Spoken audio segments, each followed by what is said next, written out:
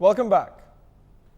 An independent investigation carried out by the UN has called for the prosecution of Myanmar's commander-in-chief and 5 other generals for carrying out mass killings with genocidal intent against the Rohingya population. This marks the first time that the UN has publicly used the word genocide regarding the atrocities committed by the Myanmar government against the stateless people of Rohingya. Many analysts believe that this condemning report will work as a catalyst for the world powers to pay attention to the issue. In the report, the investigators sharply criticized Facebook for letting its platform be used to incite violence and hatred.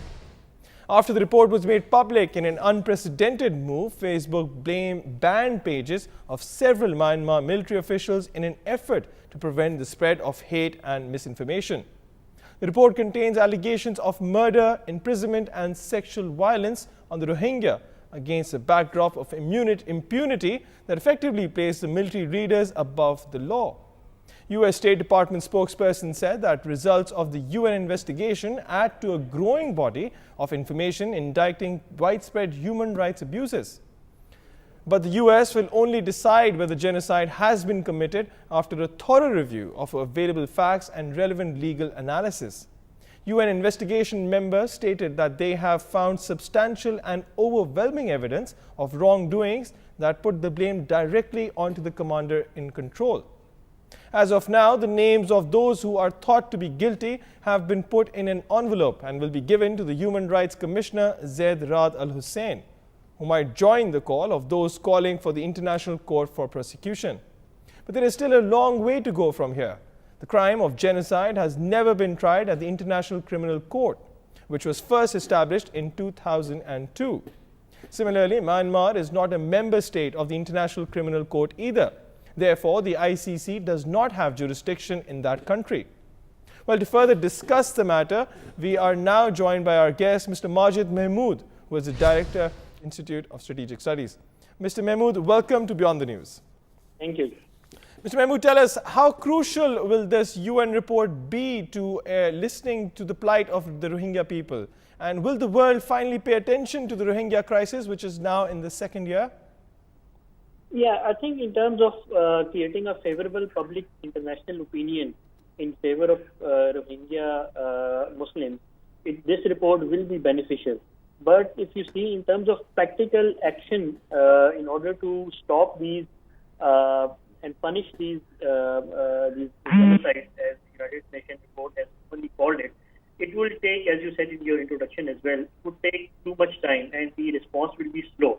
Because there are many factors that are which are legal and political that will hinder the progress on this issue.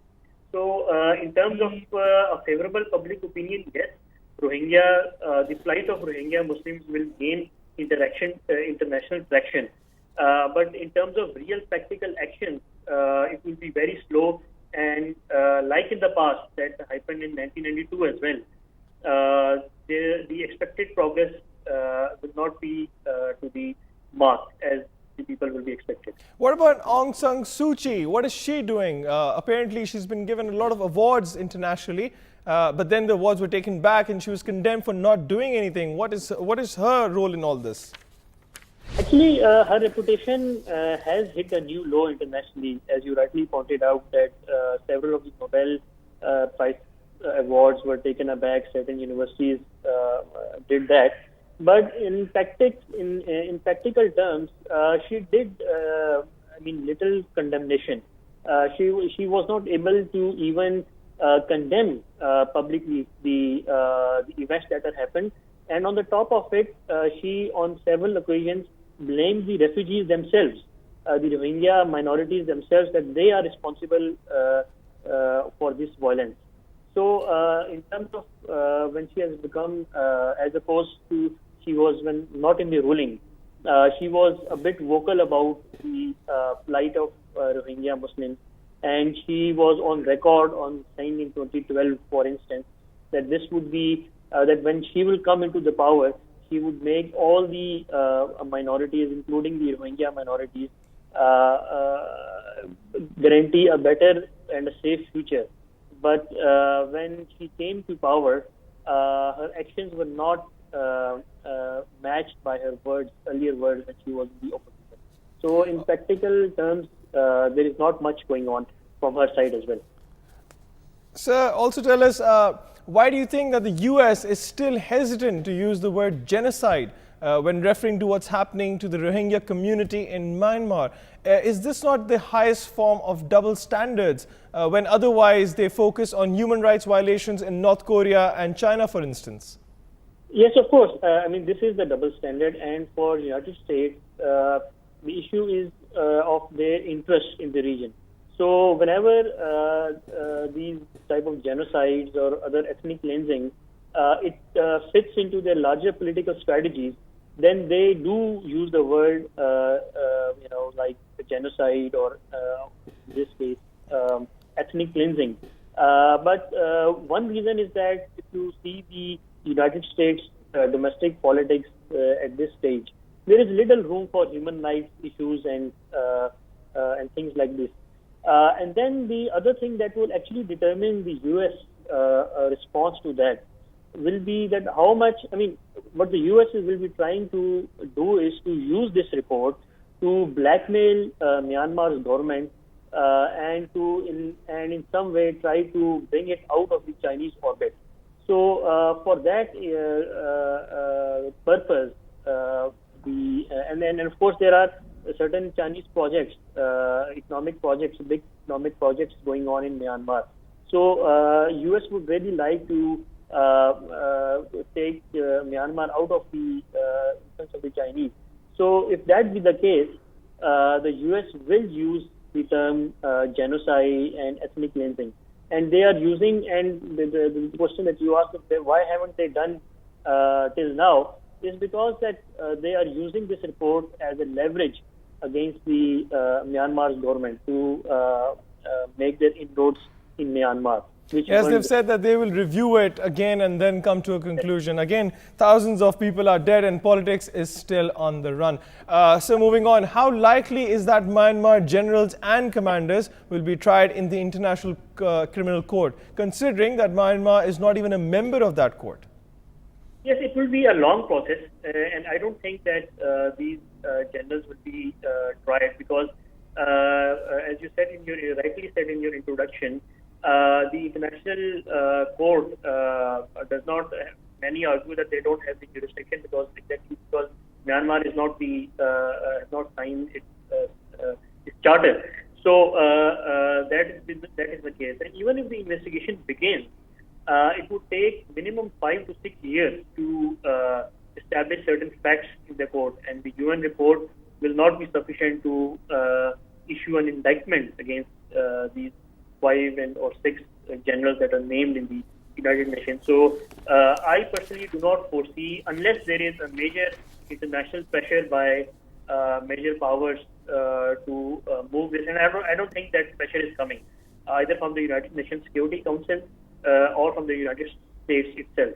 So I don't foresee a progress on this. Mr. Mahmood, what about the condition of the Rohingya population now? Are they still suffering? Are they still being targeted by the Myanmar government? There is, if you see the figures, there were originally the population of Rohingya Muslims in Rakhine State was around 1.1 million, approximately 11 lakhs. And now 900,000 or 9 lakh Rohingya population is a refugee status in Bangladesh.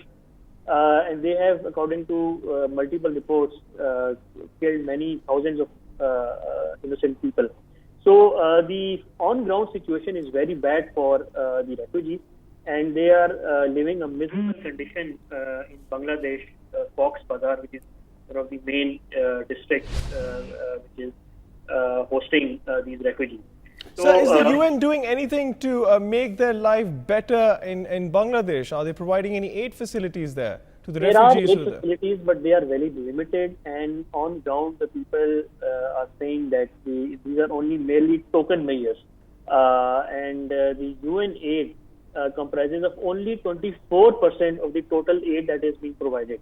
So United Nations is not playing its due course in that UN is not paying its due. Mr. Mehboob, also tell us, do you think that the UN rightfully admonished Facebook's unregulated role in inciting violence in Myanmar? And how should the world deal with the rise of misinformation and hate campaigns on social media while not restricting freedom of speech in the process? Well, this is a difficult balance. You see, these social media platforms, be it Twitter or Facebook, because Facebook is named in this report. The politics determine actually that what will really happen in this case as well.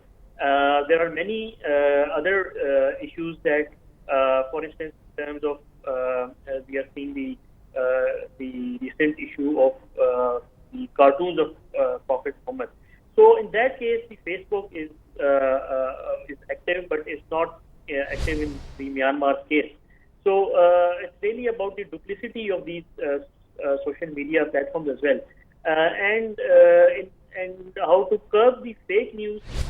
This actually is an interesting debate, because what happens is that whenever the states try to curb these social media platforms, they do so for political reasons, in order to suppress the genuine dissent in the society, and the cover of fake news. So globally, there is a debate going on, and there is no final answer to this. Mr. Mehboob, thank you for being with us, and we do hope and pray that the Rohingya population does get some relief this year. Well, now it's time for a short break. For more, stay with us.